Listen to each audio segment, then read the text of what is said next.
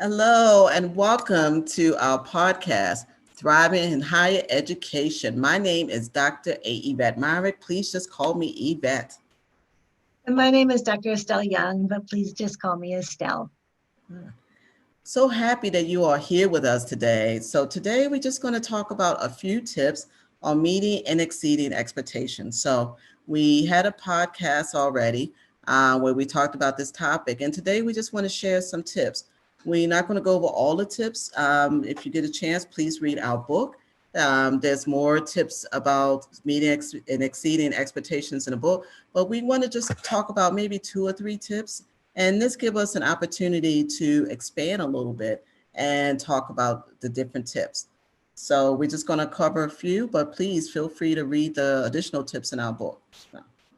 That's great. And the other thing that I want to say is that this podcast it goes significantly beyond what we wrote in this concise book. So the book can really serve as a reminder of a number of the topics and everything that we discussed here. But it goes far beyond it. Um, and we're following up from our spotlight interview with the most amazing meet and exceed expectations person I know, Katrina Congelar. So my favorite tip about meeting and exceeding expectations is that you really want to be conscious of whether you're trying to meet the expectations of your job description versus meeting the expectations of yourself. And when they are in conflict, um, that can be a struggle. So just to say an example for myself, when I went into academic teaching, my goal was to be an excellent faculty member at a four-year institution. And I didn't really pay attention to the job description, which included published research. So I came in, I did what I really enjoyed doing, my job description, my own version of my job description, but I didn't pay that much attention to um, the the official job description of a faculty member, thinking that, oh, I'm doing so many things that are of value that won't matter. So I did not receive tenure because I didn't publish. And I brought my portfolio into one of the dean's offices and I said, Dean so and so, there must have been some mistake. I'm not being given tenure here, and I am doing things that are of such great value. So this dean paged through my portfolio very closely, page after page after page after page. And finally he said, Estelle, what's your job description? And that kind of told me all there was to say, is that I had been following a job description which I had written myself. And then there was a job description at the school. So thinking about when you look at a job description for a particular position, and in particular whether there are any kind of big expectations associated with that, it's much harder to achieve those expectations if those don't represent your real goals.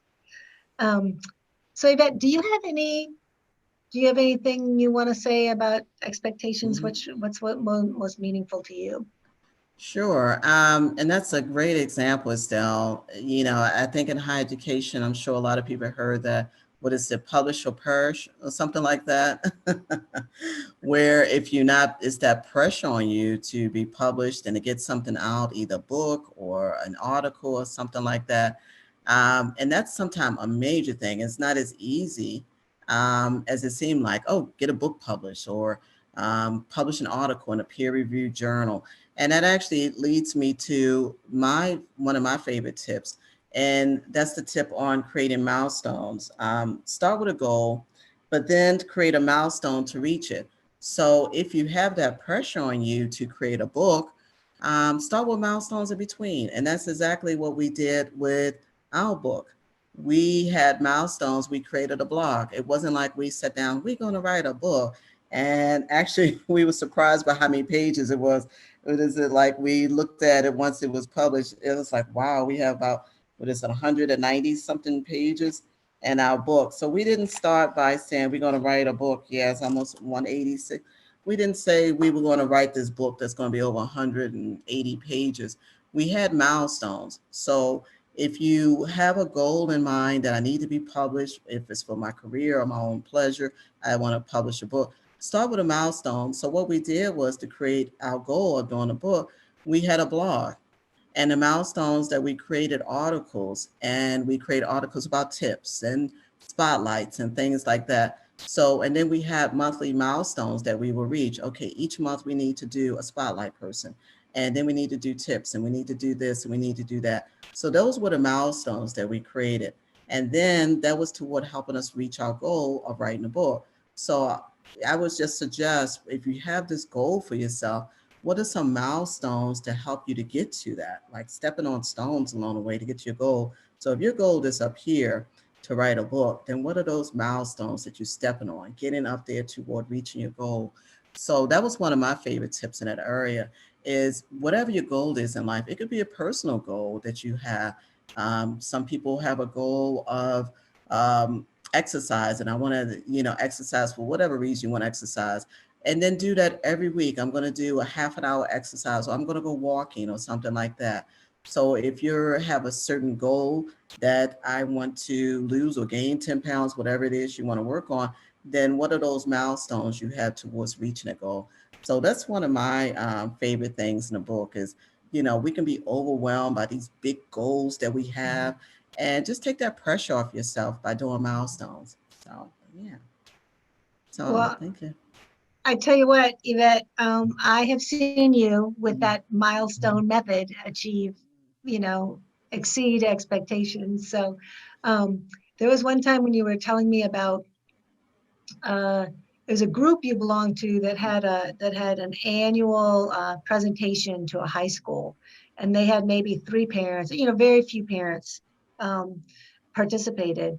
But after, you started, you were like, okay, my goal is to have 100 parents. So here's what I'm going to do. I'm going to do this. And if that doesn't work, I'm going to do that. And you went from the low tech to the high tech. And, but the basic thing is you just didn't stop and you tracked how you were, how you were doing. So Yeah. that, there's nothing that can replace shoe leather, but it's hard, but it is effective Mm, to have that, here's my ultimate goal, and I'm going to chop it up into little achievable milestones. So that's really great.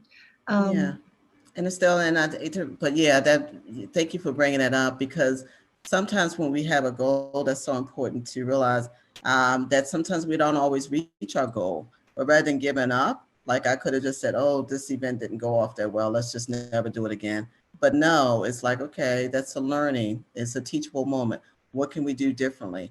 So you may have a goal for yourself, and it may not meet the expectation, but if it's something that you really need and it's really important, what can you do to redirect it and think about it to reach that expectation if that's something you want to do? So thank you for bringing that up. And yeah, it's funny.